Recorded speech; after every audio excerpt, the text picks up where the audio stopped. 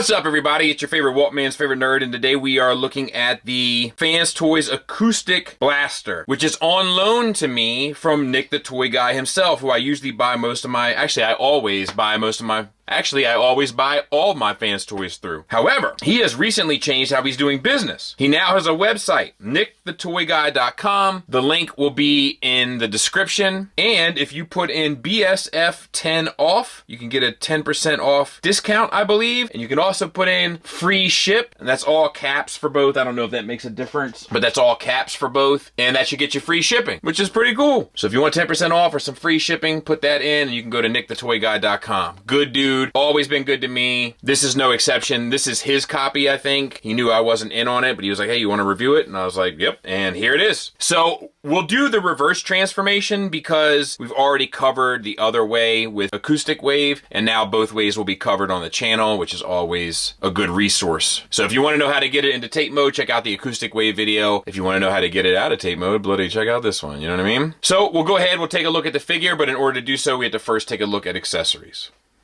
He comes with the same sort of accessory allotment that the Acoustic Wave did, where you can kind of make him the more toy version, and we'll kind of go through step by step on those. So you have the shin guards, or for lack of a better term, and you have a tab on the heel, basically, and then two there that correspond with these two, and you just plug in, tab in. ×2. You get these two shin plates sculpted nicely and painted in silver. To utilize them, you just untab the ankle here, and you gotta pop this piece off, and insert that piece in its stead, and then tab your ankle back in.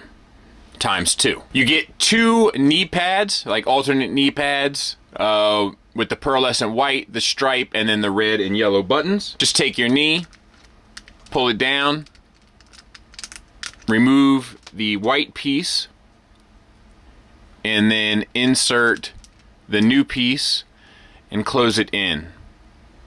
×2. You get two kneecaps with this brilliant metallic red paint. To utilize that, you have to get access to this white piece here.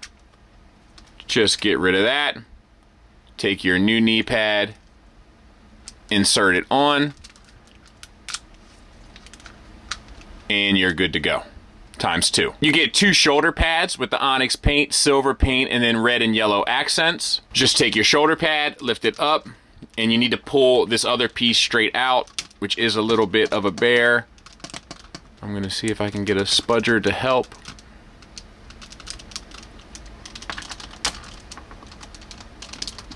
There it is. And then you just simply replace it with the new pad, the new shoulder pad, and you do that ×2. You get the replacement face with the yellow eyes and the more toy kind of aesthetic sculpt-wise. Painted beautifully. Now, I wasn't able to get the previous one, but we'll see. You're supposed to be able to just there. That one came much easier. You're supposed to be able to just push that off and then slide that one back on. Lastly, you get this new chest piece. It's the same kind of translucent plastic, except you have more sculpted detail in it. Now here, you're supposed to just pop it out and replace it, but it's translucent plastic. This doesn't belong to me. I'm not comfortable pushing it to its limit, so I'm not going to do it. But we'll cover the gimmick while we're here with the chest piece that you can open and close.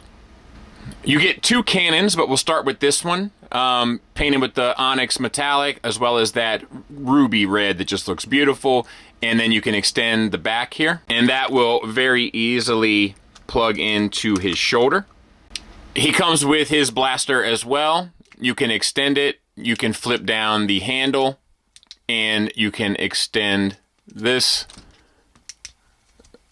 pull that out, so to speak.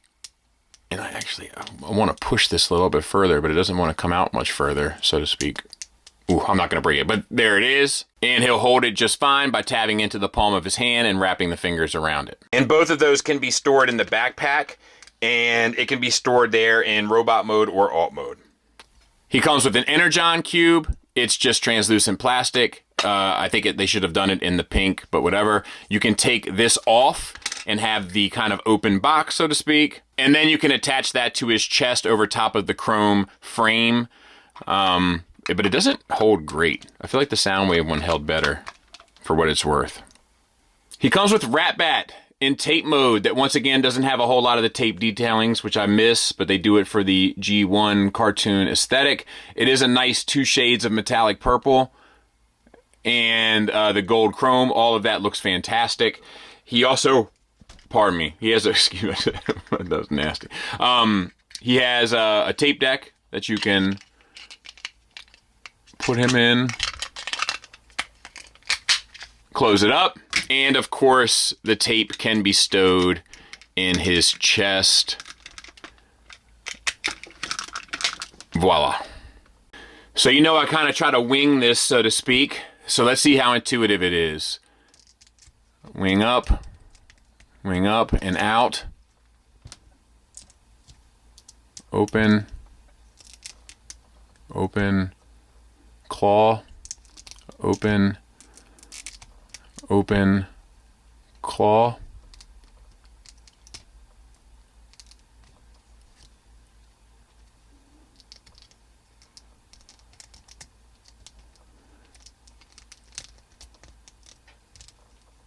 Okay, we got to get this head out here.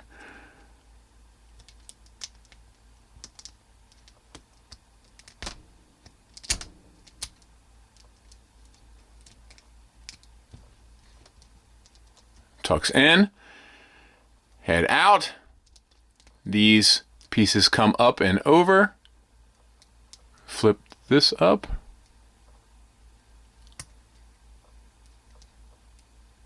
Flip this out.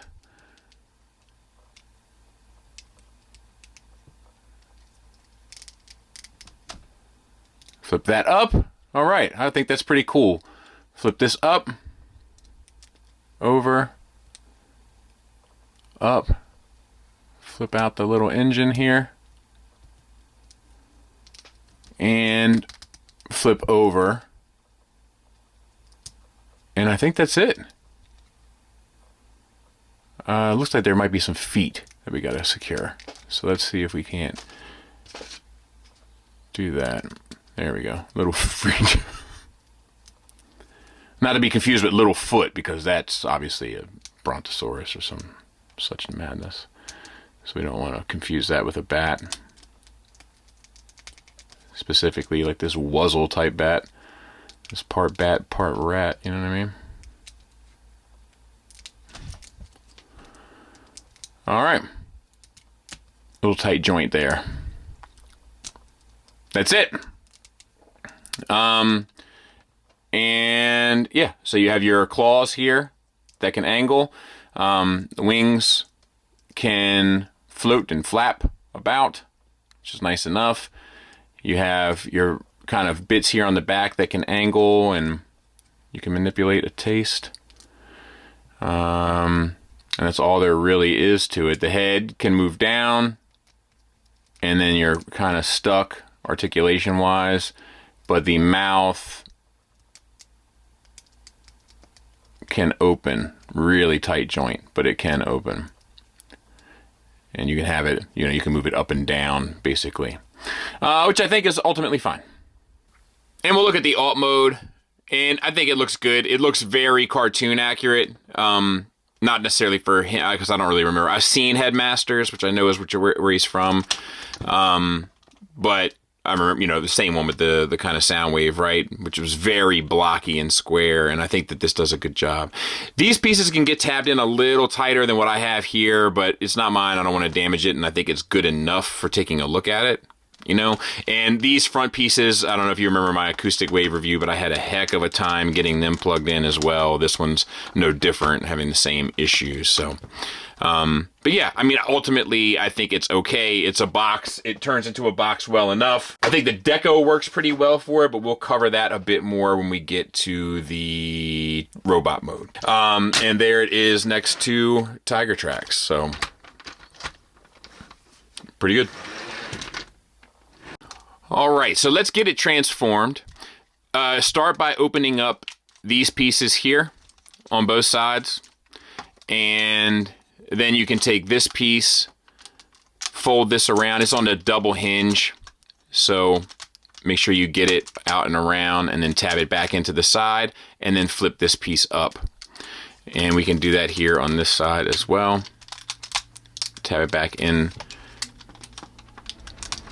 to the side and flip this piece up.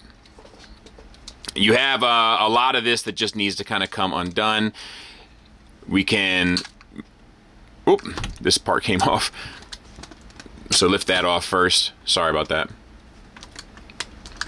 That's just the shoulder pad. So release that tab, which will let you kind of bring the foot out and away. I just did the same thing again. Tab it back in if it happens to you. And we can bend the knee straight, bring the foot down, turn it, plug it in. I lost a panel somewhere too. It got stuck in.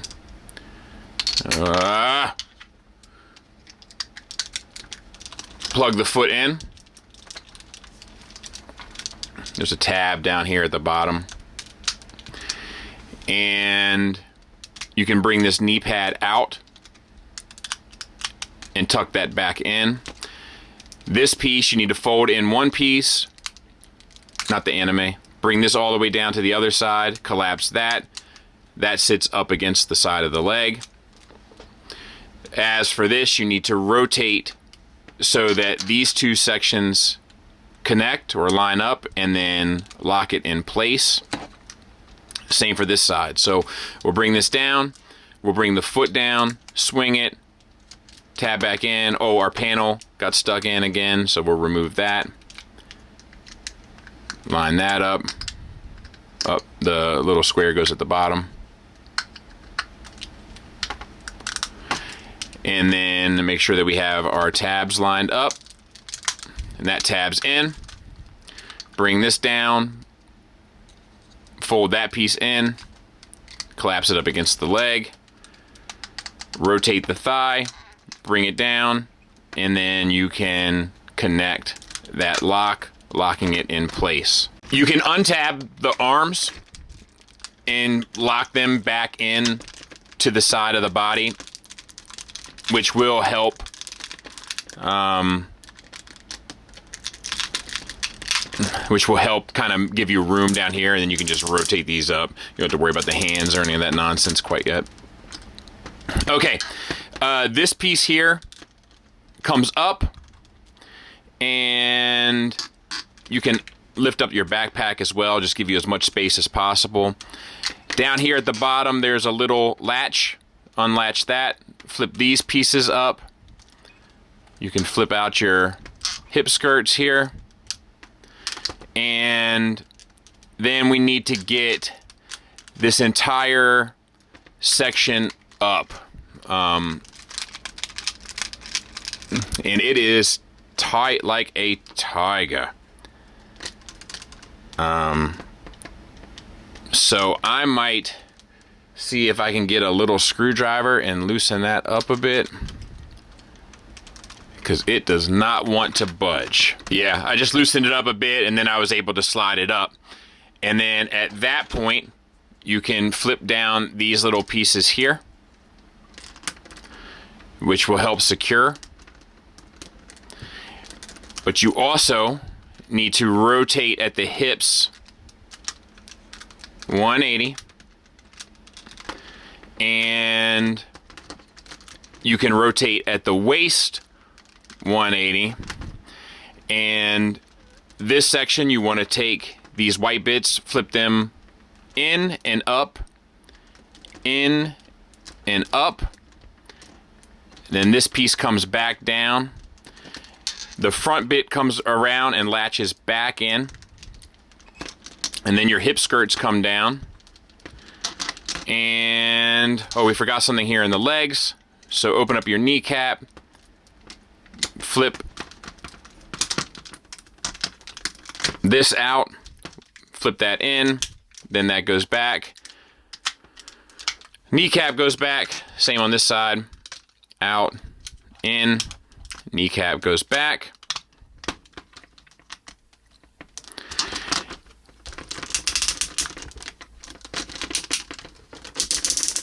Back here, we can open up this, flip the head out, close the backpack up, and then all that's left is the ends. Flip that down, hands come out, flip that up, flip that down, hands come out, flip that up, and then our last step is flip out this little peg. And now we are ready. So I will clean it up and we'll take a look at it. Let's take a look at the figure and we'll get in tight on the head sculpt for Dennis. Head sculpt looks good. The red looks great. It's painted beautifully. That onyx black really comes through nicely. That metallic along with that pearlescent white, all of it looks good. Head spins 360. You also have a hinge so you can get up maybe the slightest bit down. Obviously the eject button still works. Moving on, we have the chest. So we have a waist swivel. If you need more, just lift the backpack up. You can get the full swivel. And then you get a reverse ab crunch. I think you can get... maybe that's it. I don't know why that doesn't seem right to me. And then you have shoulders. So you get ratchets, nice ratchets that go out to the side, 90 degrees, 360 around, and a bicep swivel. A single hinged elbow, but it gets you way past 90 degrees, so that's nice. Wrist swivel on a ball peg and also get inward-outward motion. You have a base pin knuckle along with the secondary and tertiary knuckle, and then you have a ball peg for the base of the thumb that comes out to a secondary knuckle there. So pretty much fully articulated. Once again, that onyx paint coming through nicely, the pearlescent paint coming through nicely, and the red stripe is done sharp. The chrome here is done nicely also, the chrome gold. Same for the other side. Now, let's back out and try to look at the whole figure. So we have waist skirts, or hip skirts. They can get up and out of the way. You also have this piece that you can get up and out of the way to expose the single ratcheted universals. They're not ratcheted out to the side, but you do get the full Van Damme. And they are soft ratchet, well, inconsistently ratcheted forward and back for the full Monty. And actually, I'm not really crazy about some of that either. Thigh swivel. You have a single hinge knee that once again gets you way past 90 degrees. I got QC 31. And what you see is what you get sort of paint-wise there. Not a ton of sculpt work either, but it is what it is. And we're familiar with it at this point. Ankles. You get a rocker at the toe, which will do the trick. No ankle tilt up, but you do get a toe tilt down. So once, not amazing, you know what I mean? But has all the kind of bare necessities, I'd say. Let's put this back down, give you an idea what he looks like from the back. Size comparison wise, there he is with Soundwave. Once again, I feel like the black paint on Sound Blaster is better than the blue treatment that Soundwave got, unfortunately. But there you have it. There they are. You know, that black repaint always kind of works because like in some of the animation, I feel like Soundwave was darker than normal and all that kind of stuff. So it's like, I don't know. It lends itself to it, I think, quite easily. There he is with the Takara one, and I'll lift him up. And I think he's far superior to the Takara one. Like there's just so much more character that comes through. And it's probably too dark to see. I don't have my lights charged. I can see if the batteries are charged at all. Oh, they are. So there he is, kind of haphazardly with the other FansToys tapes, if you were curious about how that looks. I forgot the right way to 2, but I'm giving myself 2 for that one because it's 2 figures, so we're at 4. Final thoughts wise, we'll start with the negatives. Couple little overly tight joints here and there, nothing crazy. I don't like the inconsistent ratchets moving forward on the thighs or hips. Some of the connections are a little scary tight when you're like swapping out for the gimmick stuff. I'm not sure if most people are going to utilize that anyway, so I'm not sure if that's a big deal, but it's worth noting. You know, and I'm sure you heard the kind of connection points that are too tight and stuff through the transformation, all the squeakiness, the FansToys squeakiness, along with that one screw that I sort of had to loosen in order to kind of get that sliding joint to sort of move properly. So just sort of like assembly stuff, little stuff like that, but all in all, not a whole lot wrong with this figure. Moving on to the positives, I think this is actually more successful than the Soundwave. It's that finish of the onyx metallic black on this that pops way more than that really more flat blue on the Soundwave. I also think that this one kind of incorporates some of the G1 toy stuff a bit better, where you can like keep the shoulder pads on, maybe keep the knee pads on, keep the red at the knees, and it ends up looking more interesting, whereas the other one looks so plain, I think mainly once again due to that blue, that when you start putting any kind of accents on it, it ends up taking away from it somehow. Most of the articulation here works pretty well, and I think Ratbat is nice. It has a lot of charm to it, more so maybe than a lot of the other tapes, specifically the Rumble and Frenzy. I think the transformation is interesting. I think the alt mode looks proper, you know what I mean? It looks like it's supposed to. So yeah, I think this is a good figure, man. I think it works better than the Soundwave in my opinion, and if you like FansToys or you want the Ratbat or you want another Soundwave, it's definitely a recommend from me. Thanks for listening. Thanks for watching. Until next time, take care.